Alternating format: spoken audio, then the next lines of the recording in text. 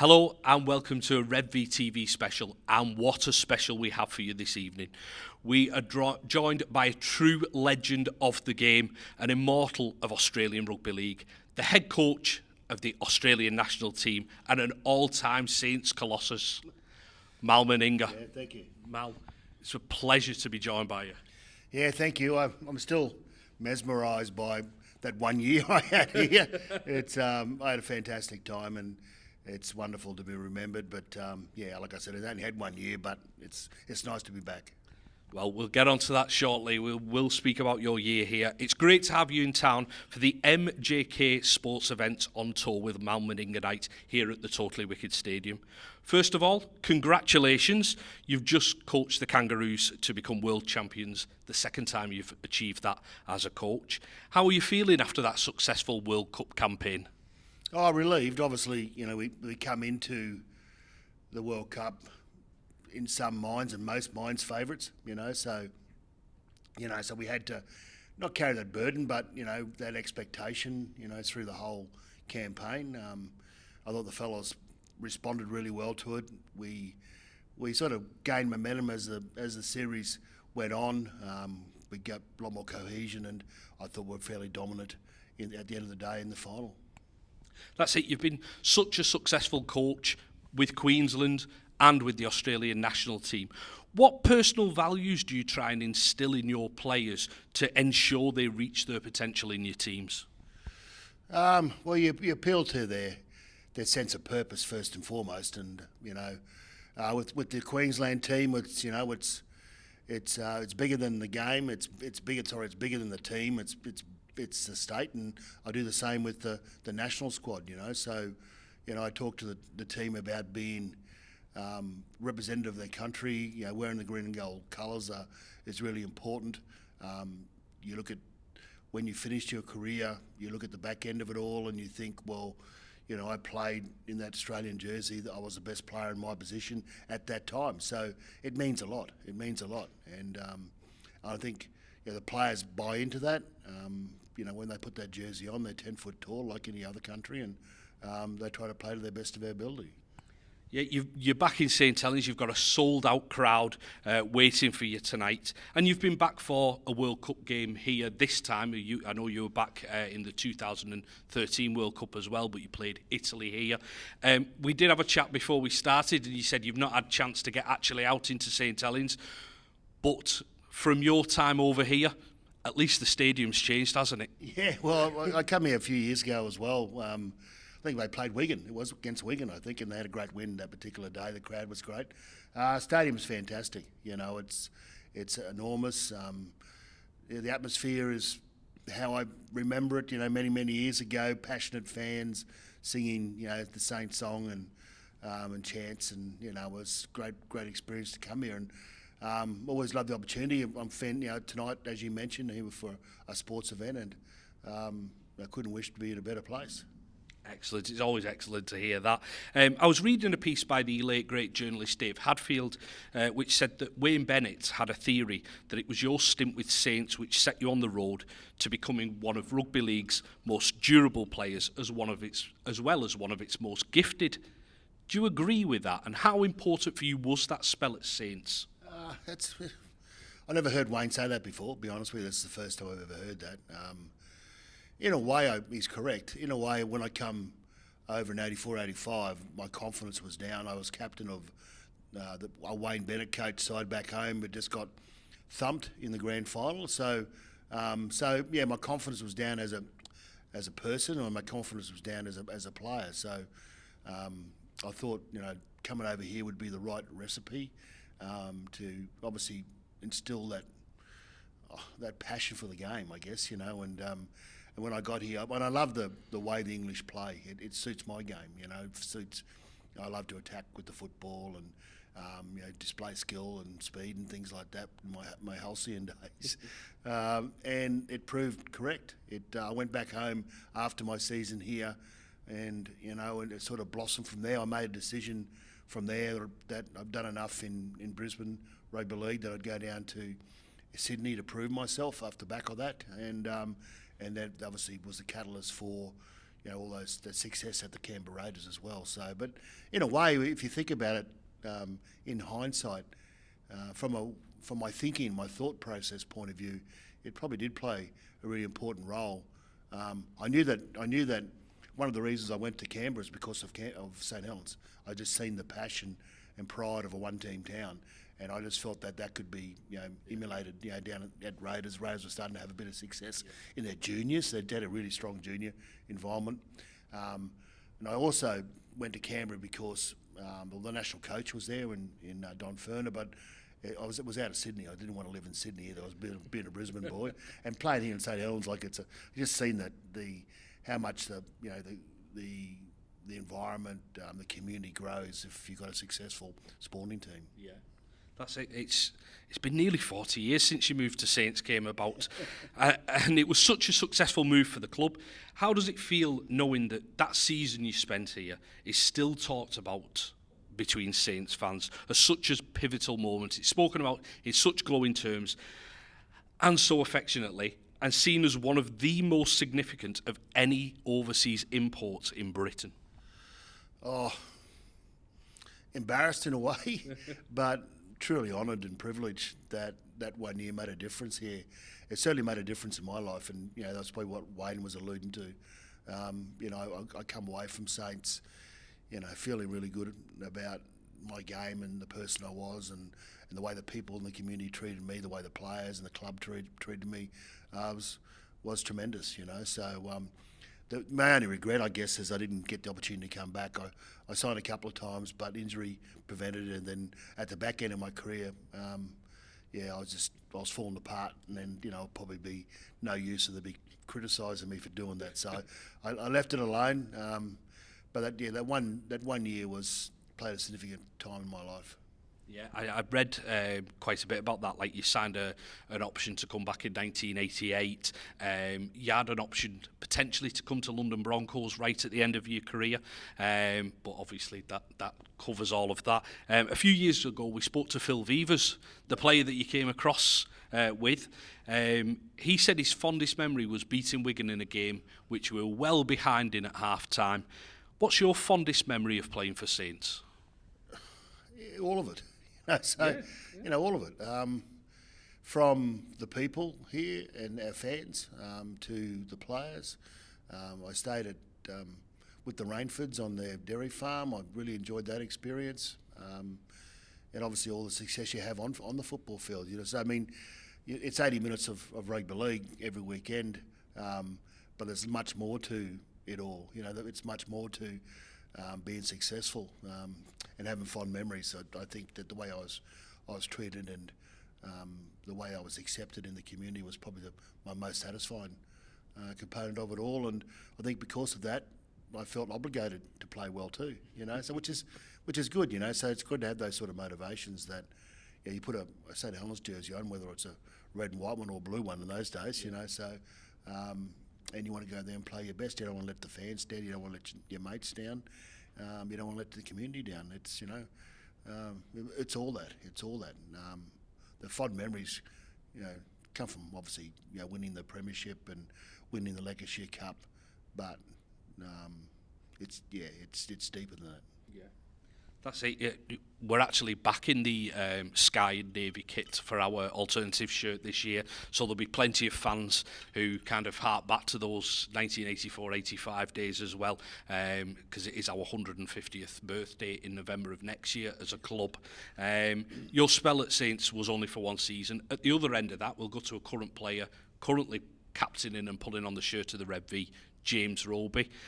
How big of an achievement is it for a player to play 20 seasons at the level he has, and how do you think he might have gone in the NRL if he'd have taken his chance to go over there? Oh, the only if only question, yes. So, yes.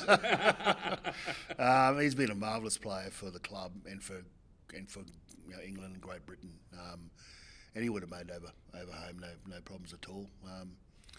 He chose to stay here, and he's had 20 fantastic years, and it wouldn't have surprised me to see him play for England in the World Cup, but that wasn't to be. He's been an extraordinary human being. I don't know James all that well, but they tell me he's a fantastic fella, great player, and and should be rewarded and acknowledged for his great contribution to St Helens Rugby League Football Club and its community, and England in general as well. I just think that he's been a great stalwart for rugby league over here. I think he comes across similar to yourself. Like we've only met tonight, but he comes across as a humble fella, just likes going out and playing his rugby league. And I think that is almost kind of the recipe for a good rugby player, that they just like going out there, entertaining the fans. As you say, there's so much more to the game than just winning. It's about having that community feel, isn't it? Yeah, and I reckon he worked hard. Without doubt. To play well, so it's not easy. Yeah. Rugby league's not easy. It's confrontational, and you got an opposition that wants to beat you every week. So it's not just running on the footy field. Yeah. I reckon, and he's played in an era where the team's been highly successful, and he's been part of that success, obviously. But he had to work his butt off, to do what he did, and to stay for as long as he, because. You do get knocked around. So to last 20 years in the game of rugby league is a huge compliment to the way that he keeps himself in shape, and the way you recover, and how you handle adversity, and how resilient and durable he is as a rugby league player. You don't do those things just because it's like a magic wand or something like that. You do those things because you work really hard off the football field. Yeah, that's it. You talk about people wanting to come and beat us every week. We're currently 4 in a row champions over here, and that is then leading into the chance of us playing the Penrith Panthers, the NRL champions, in the World Club Challenge. Rather than lead you into the obvious, can Saints beat Penrith? I'll ask, surmising both teams are at full strength, how do Saints beat Penrith? I think I made a comment the other day around the English game and how expansive you play it. It's quite entertaining, So there's not a lot of focus. Well, there's a bit of focus on defence, but your ball skills and the way you play, I think, is conducive to beating an Australian side on Australian soil. So Penrith are very well structured. They understand what they need to do with the football, and they're very systematic with the way they defend. They work really hard for each other, and and their line speed's really good. Their marker work's very good. So I think the way Saints play, a bit more expanse in the way they use the football, could worry the Penrith side, and could worry most teams in Australia. That's it. We've run a couple of teams close. We've also been soundly beaten by some teams. I think it was the Rabbitohs who nilled us here. So it will be interesting to see what Christian Wolff's kind of put in place over the past couple of years of that intense line speed, but paired with the expansive game, as you say, that it'll be an interesting game, whatever comes of it, won't it? Yeah, well, you need to break up, Penrith's defence, and you do that through, great skill, offloading, running hard, good support, but using the football. I feel that could be a strength of the Saints that could, upset, the Penrith defence, and then from the back of that, you just don't know, do you? Yeah. Well, exactly. Anything can happen. If both teams are full strength and both teams are on the game, it just could well be an absolute cracker. And obviously with my Saints hat on, hopefully that World Club Challenge trophy comes home. Just a quick one about the international game while we're talking about the two teams playing each other. How important is the international side of the game for the continued growth and success? And you can take that at a club level or as the Australian head coaches at an international level. How important is it that there are eyes on the game and that international side grows? Well, it's really important. It's really important for the growth of our game that the international schedule gets done, so we actually understand, and our fans understand, how when and if they need to support the national team. So, the World Cup is such a really important event for our game. So it exposes our game to a global audience, which is great. It exposes a lot of players to where they need to get to from success point of view, what do you need to do and to be successful at that level. It allows teams like England and New Zealand and Australia now with the Samoans and the Tongans and the Fijians. It allows them to put themselves where they are in the international game and allows them to sort of make some adjustments around do they need to improve or how well they're going. So I just think, and the international game is obviously they've got the World Cup in soccer at the moment, but over home, the Wallabies are over here at the moment. So we've got to keep on having some test matches and matches in international space because it's for us over home. AFL's pretty big, but they haven't had an international game.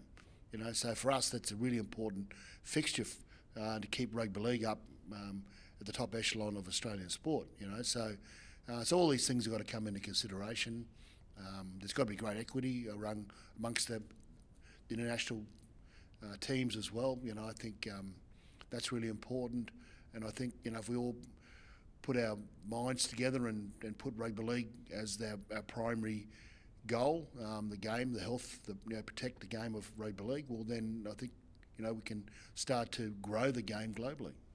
Fingers crossed, as you say, that we can get some tours on, or whether it be New Zealand coming over here we need to have a schedule. So we can plan, fans can plan.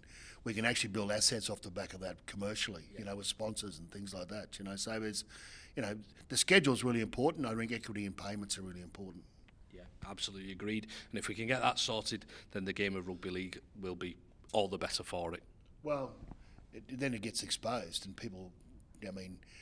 A lot of people seen rugby league for the first time through the pandemic because that was the only sport being played around the world, and all of a sudden we've got new fans. We've just got to keep on doing that. We've got to keep on exposing the game to new fans. Yeah, definitely. Right, one final question for you. You've won the World Cup as a player and a coach. You've won State of Origins with Queensland, player and coach. Grand finals with Canberra. A Premiership final here at Saints. But if you could choose one day in your career to relive, which would it be? Oh, God. Too hard a question, to be honest with you. I can't. Because every time, there's a lot of failures in my life as well. There's a lot of finals I played in and weren't part of a winning team. So they're the lessons I learned. I learned from the losses, not the wins. So, it's good to have that on your resume when you're finished. All are just as important as the other. 89 for me, Canberra. First time Canberra's actually won a grand final. So, and my first, down in the New South Wales competition, being part of a premiership winning team here. Every time you play for Queensland, beating the Blues is a good thing. And, probably more importantly, probably the Australian jersey. Probably my first ever one would be a standout, and my last one would be a standout, because I had such a long career in the national jersey as well. So, it's all those are just as important as the other. I feel very fortunate that I was I played the game. The game still looks after me really well, and hopefully at that time, I've looked after the game. I think that goes without saying. Mal, it's been an absolute pleasure speaking to you.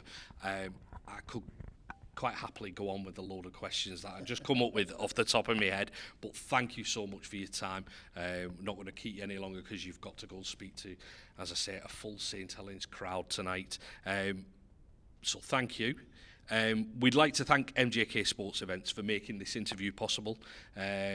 Check out their website. They've got loads of rugby league royalty who've been over here, who are coming over here.